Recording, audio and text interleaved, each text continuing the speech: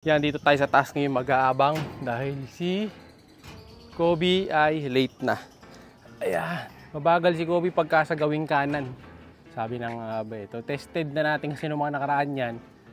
Base dun sa aking record book na pagka ang laban is kanan, nalilate siya. Parang pagbabasihan ko yung mga panalo ni Kobe Jr. o Bisal po, parang wala yata siyang panalo pa dito sa kanan. Parang mahina siya sa kanan talaga.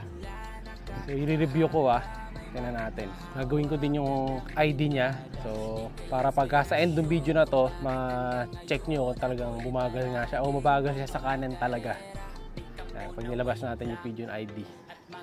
Sana magawa ko na. Medyo madilim pala sa gabi doon. Ayan, madilim. Kaya sa release point kanina, madilim din. Ayan, wala pa tayong ibon. Kaya yung dalawa na yun. Pawalan na natin yung mga warriors natin today. Yung tatlong pang tawid ulap natin. Ayan, yung tipler. Saka yung isang racing. Ayan, ipad na sila tatlo. Ayan, tatlo lang yan eh. Pag nawala na itong mga to, saka natin sasabay yung dalawa. Ayan o. Mataas na kasi lumipad masyado to. Maiiwan yung ibon natin, yung dalawa. Pag medyo lumayo na itong mga to, saka natin pawawalan yung dalawa pa. Kasi nga, nung sinabay natin dito sa dalawang tipler na to, saka doon sa isang racing yung dalawa nakaraan, nawala nga mga kalapatid yung isa. Nag-aabot siguro sa area yun. Pero ginagawa talaga natin mga 10 to 15 minutes interval pag lumayo na sila, saka natin pawawalan yung isa. Kaya lang siguro, nag-aabot sa area, nasama palayo yung isa.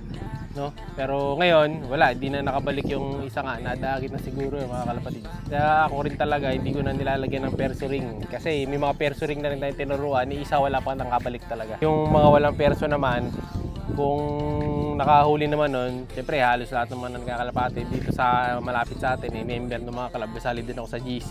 Na-post na sa GC yun kung may nakahuli. Baka nalayo. No?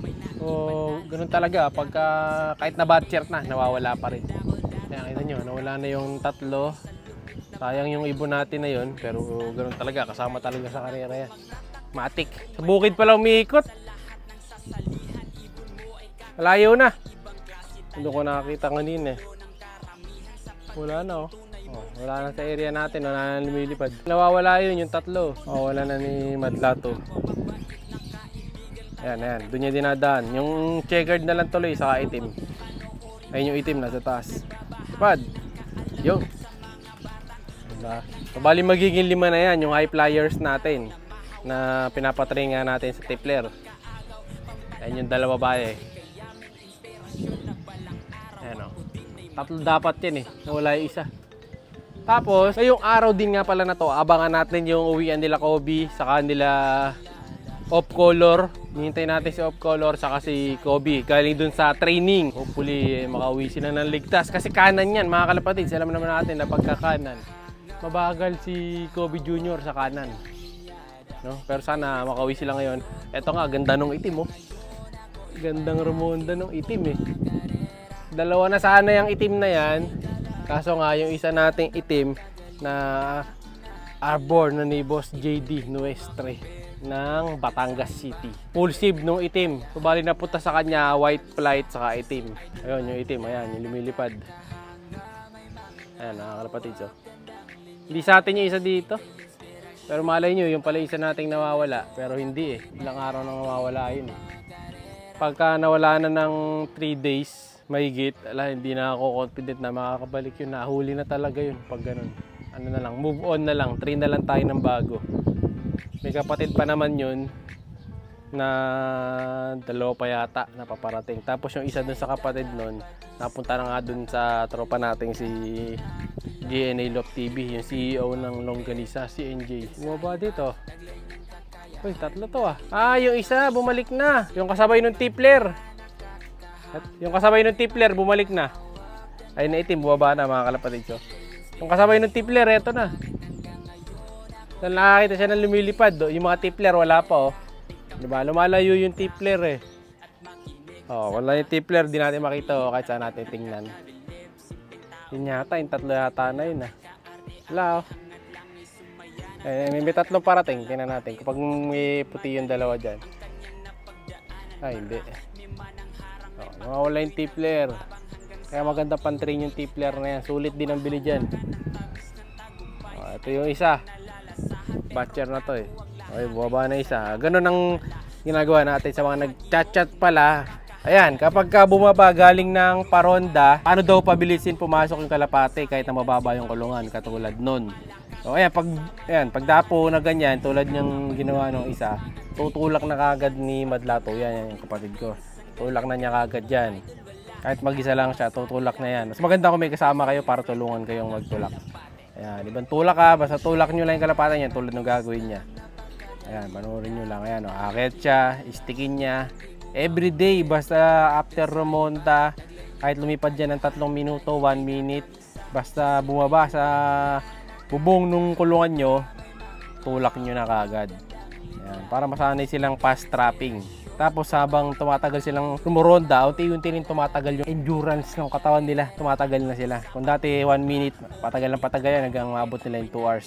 Ayun, tulad na pag lumipad dyan, okay lang yan. Basta pagbaba ulit, try nyo ulit tulak. Masasanay din yan. Ito kasi bago pa akong batch to eh. Pero yung isa kanina, yung nandito, kita nyo. Yung isang tinulak niya, bumaba agad. Ito, tingnan natin. Abangan natin to. Ganun lang mga kalapatids, para bumilis pumasok. Yung bilis ng pagpasok, nasaan yan? Nasa nagtuturo, nasa may-ari. Sige. Oy, daan na. Dumadaan sila. Ayan si Kobe mga kalapatids, dumating na. Late talaga tong si Kobe natin. Ayan. Sa kanan talaga, given talaga. Kasi oras na, saka pala siya dumating. O, ayan o. Okay, nandiyan na si Kobe. Yung off color na lang. Yung dalawa, lumilipad pa eh. Tayo nating bumaba para mapakita ko sa inyo yung pagtutulak sa dalawang young birds. Yun, yung isa, bumaba na. So, tutulak na ni Madlato ngayon yan. Ayun o, kita nyo, dahan-dahan lang yung tinutulak. Para hindi magulat. Ayan o. Ayan o, stick-stickin lang yan, dahan-dahan lang. Yung itim, hindi pa sumabay eh. Sa gutter dumapo ito, bumaba na eh.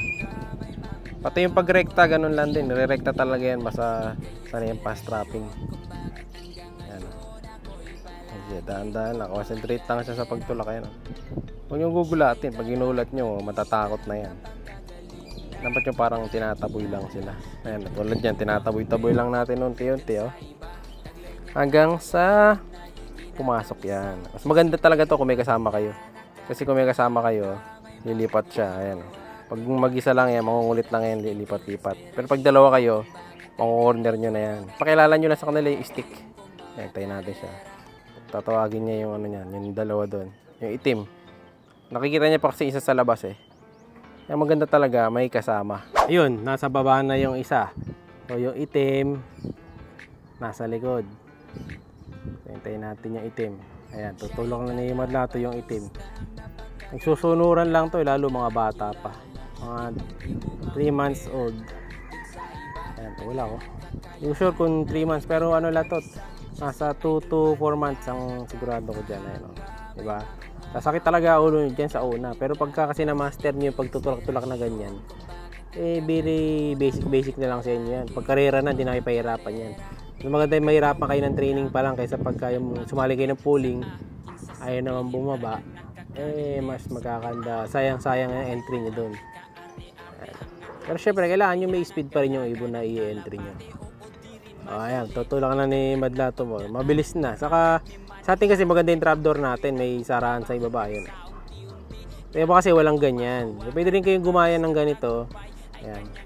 Comment lang kayo kung gusto nyo pakita ko yung mechanism ng trapdoor natin na yun, panghuli ng dagit. Ayan, ganun. Tapos tulak nyo na. Ganun lang. Basic. So, ngayon, balik tayo sa abangan. Last one bird.